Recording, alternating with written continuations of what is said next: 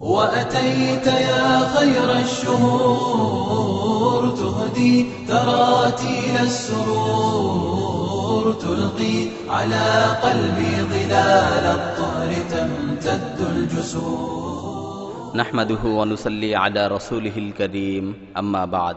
প্রিয় উপস্থিতি, আজকে আমরা রোজার ফজিলত সংক্রান্ত ছোট্ট কয়েকটি হাদিস আপনাদের সামনে তুলে ধরব। প্রিয় উপস্থিতি, রোজা হচ্ছে এতই গুরুত্বপূর্ণ একটি ইবাদত, রোজা হচ্ছে এতই ফজিলতপূর্ণ একটি ইবাদত যেটাকে আল্লাহ তাআলা তার নিজের জন্য সাব্যস্ত করেছেন।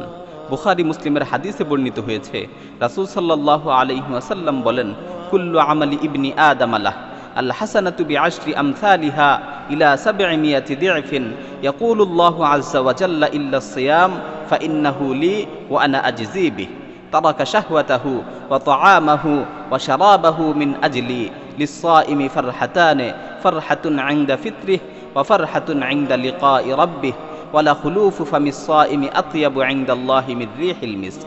আদম সন্তানের প্রত্যেকটি আমল তার নিজের জন্য এবং এর সওয়াব 10 গুণ থেকে 700 গুণ পর্যন্ত বাড়িয়ে দেওয়া হয়ে থাকে। আল্লাহ তাআলা বলেন, তবে রোজা হচ্ছে এর থেকে ব্যতিক্রম। নিশ্চয়ই রোজা হচ্ছে শুধুমাত্র আমার জন্য এবং এর প্রতিদান স্বয়ং আমি নিজেই দিব, কেননা সে শুধুমাত্র আমাকে সন্তুষ্ট করার জন্য খাবার দাবার পানাহার ও সহবাস থেকে বিরত থেকেছে। রোজাদার ব্যক্তির জন্যে দুটি আনন্দের মুহূর্ত রয়েছে, একটি হচ্ছে ইফতারের সময়, আরেকটি হচ্ছে তার রবের সাথে সাক্ষাতের সময়। নিশ্চয়ই রোজাদারের মুখের গন্ধ আল্লাহ তাআলার কাছে মিশকের সুবাসের চেয়েও বেশি প্রিয়। বুখারী মুসলিমের অপর এক হাদিসে বর্ণিত হয়েছে, রাসূল সাল্লাল্লাহু আলাইহি ওয়াসাল্লাম বলেন, মান সামা রমাদানা ঈমানান ওয়া ইহতিসাবান গুফিরা লাহু মা তাকদ্দামা মিন যামবিহি। যে ব্যক্তি ঈমানের সাথে সওয়াবের আশায় রমজানে রোজা রাখবে, আল্লাহ তাআলা তার অতীতের সকল গুনাহকে ক্ষমা করে দিবেন। প্রিয় উপস্থিতি, এই রোজা কিয়ামতের মাঠে বান্দার জন্য সুপারিশ করবে। মুসনাদে আহমদের হাদিসে বর্ণিত হয়েছে, রাসূল সাল্লাল্লাহু আলাইহি ওয়াসাল্লাম বলেন, আস-সিয়ামু ইয়াশফাউ লিল আবদি ইয়াওমাল কিয়ামাহ ইয়াকুলু সিয়াম আয় রাব্বি মানাতুহু আত-তাআম ওয়াশ-শাহওয়াতি বিন-নাহার ফাশাফি'নি ফীহি।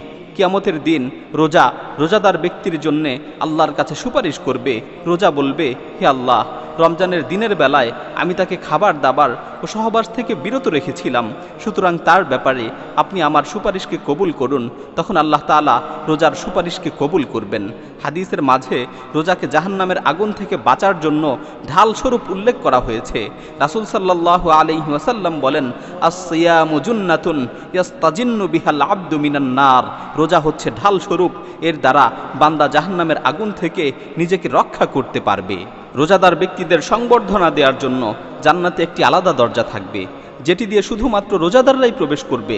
রাসূল সাল্লাল্লাহু আলাইহি ওয়াসাল্লাম বলেন, ইন্না ফিল জান্নাতি বাবান ইউকালু লাহুর রায়্যান ইয়াদখুলু মিনহু আস-সাইমুনা ইয়াওমাল কিয়ামাহ।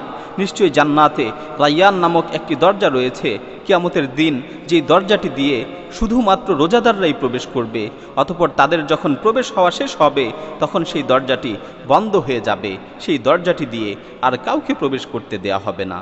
সম্মানিত উপস্থিতি, আল্লাহ তাআলার কাছে ফরিয়াদ করছি, আল্লাহ তাআলা যেন আমাদের রোজাগুলোকে কবুল করে আমাদেরকে রায়্যান নামক দরজা দিয়ে জান্নাতে প্রবেশ করার তৌফিক দান করেন। আমিন। ওয়া আখির দাওয়ানা আনিল হামদুলিল্লাহি রাব্বিল আলামিন।